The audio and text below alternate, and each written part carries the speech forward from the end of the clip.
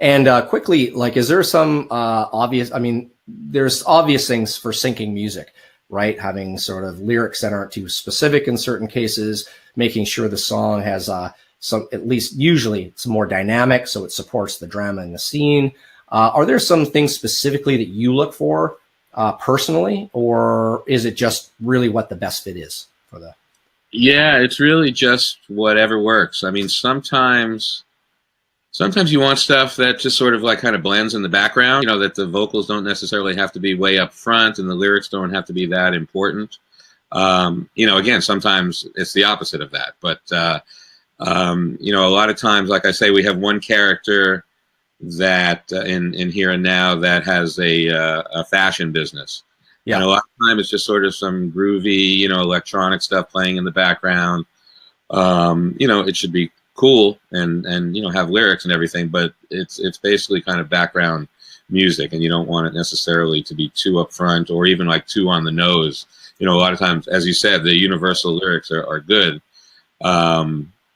You know, people are sending me songs called Here and Now or things like that are not necessarily you know, right just because it has that title to it. So you know, a lot of times on some shows, you know, they want to be real on the nose. I worked on the show Weeds, and they like to have a nice lyrical, you know, punch that worked, you know, lyrically with the scene. Right. But in most cases, in many cases, they don't want the music to be too, you know, the music is just sort of a part of the scene. It's unless it's like an end credit or a montage, you know, the music should just sort of blend in and almost not call too much attention to itself. Right. Yeah. Just support the scene. Yeah, being too on the nose. I taught that in the course, and it's like a bad pun. You know, it's like an obvious pun or something. I was like, oh, if they don't go over because of that. So exactly, it just sort of takes you out of the scene a little bit. Totally. And again, some shows, some comedy shows, it could be perfect. Yeah. And what just like career highlights? So, like, are there some things that happened in your career where you thought, you know, they were some of the coolest syncs you ever got, or like something a story that you remember fondly, or? Well, my biggest claim to fame is the end song in 6 Feet Under, which was Sia's "Breathe Me." You know, it was the final scene in an amazing show. It was a song that I had been playing on the radio. I knew of Sia a little bit because she did some work with this band that escapes me right now. Yeah, no worries. That'll come to me in a moment. But her record was not being released here in America. I understand she was about to be dropped from her label. She was not doing very well career-wise. And I pitched this song to Alan Ball, and it worked beautifully. Hopefully some of you are familiar with that scene, but it's an amazing scene.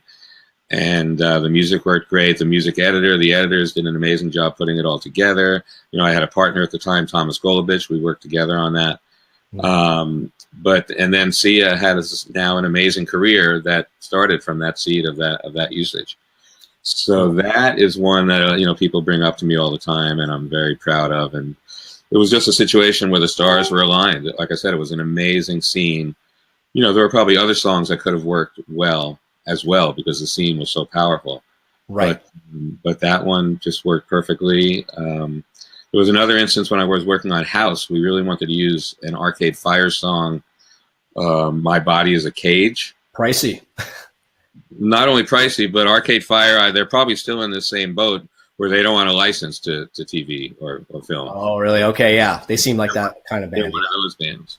Although we did use an original song of theirs in 6 Feet Under back before they became one of those bands. But anyway, we really wanted this song. It worked perfectly. It was another amazing scene. And they denied it. And I ended up finding a cover of it by Peter Gabriel,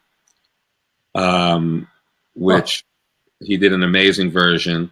And I spoke to the Arcade Fire management. I said, you know, okay, we understand, but we're going to use a cover version. Will you at least approve the publishing? And you know, through 100 phone calls and dealing with Peter Gabriel's management and coming up with the money, it worked really nicely. Another scene that I'm really proud of.